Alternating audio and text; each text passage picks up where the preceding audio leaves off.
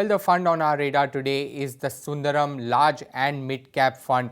Talking about the performance of the fund, if you have a look at it in the last 1 year, it has been able to generate a healthy 7.5% return. But it's the 3 year and the 5 year return that has, been an outperformance of sorts, 13 to 15 odd percent in the 3 and the 5 years that this fund has returned to the investors. Talking about the sector allocation, you can see that once again, banks are dominating this particular fund with about nearly 18% allocation, followed by consumer non-durables, which stands at about 13%. And some of the other sectors that follow are the financials and the cement space, which also have some bit of weightage, about 8 to 9% each in terms of the sector weight that they carry. But if you have a look at the stocks that this fund has, some interesting observations over here. The top 3 stocks, all of them belong to the financial space: ICICI Bank, Axis and HDFC Bank as well, about 4 to 5% each. But that also goes on to show the diversity that this fund in fact brings onto the table, because it is not highly skewed towards a particular sector. Having said that, let's also welcome in to the show Mr. S. Krishna Kumar of Sundaram Mutual Fund. To begin with, if you can highlight what is the basic theme that you follow for the Sundaram Large and Mid Cap Fund. The Sundaram Large and Mid Cap Fund is positioned in the SEBI categorization of the large and mid cap funds. This is an ideal segment and a positioning for an investor who wants to access both the large and the mid cap segments of the market and have an exposure to a diversified equity exposure in the market. The strategy here is to, on a normal basis, run about 50 to 60% large cap and about 40 to 50% in the mid cap segment.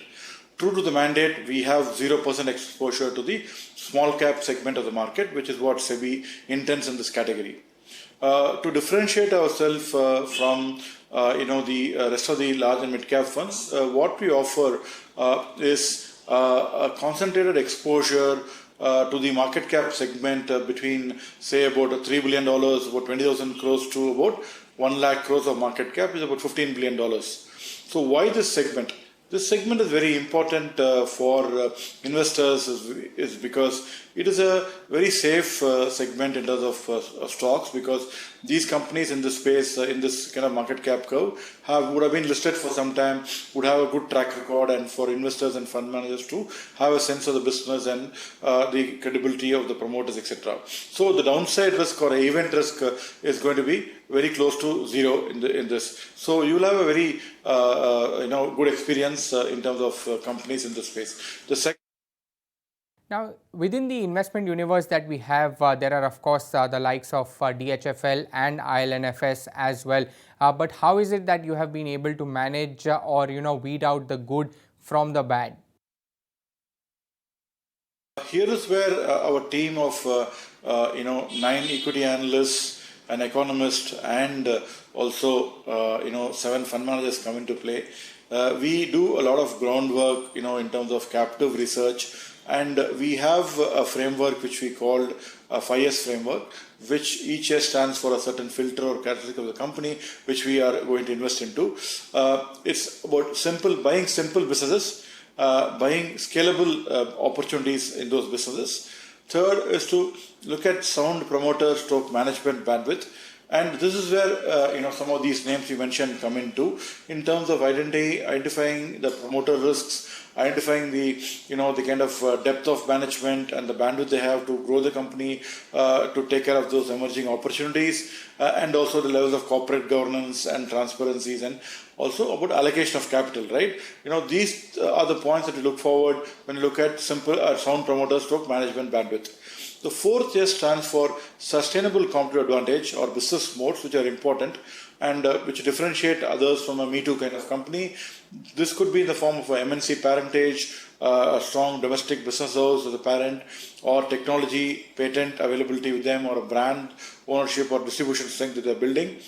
This competitive advantage would help the company sustain during tough times in the market and the economy, maintain growth in spite of low growth in the economy, and maintain and improve profit margins, and thereby In a challenging investment environment, what would be the ideal message that you would want to pass on to your mutual fund investors?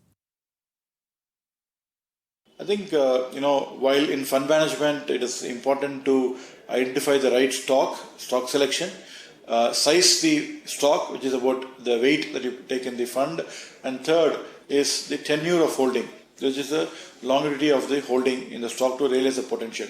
So similarly for investor, it is very important to buy the right fund, buy the right mix of funds, allocate money to them accordingly in a reasonable weight, and third, to hold them over a 3, 5 year, 10-year period and keep investing in them so that you enjoy the benefits of the growth that the fund is giving you and not be impatient or short term in nature. Have a good 5-year view to 10-year view.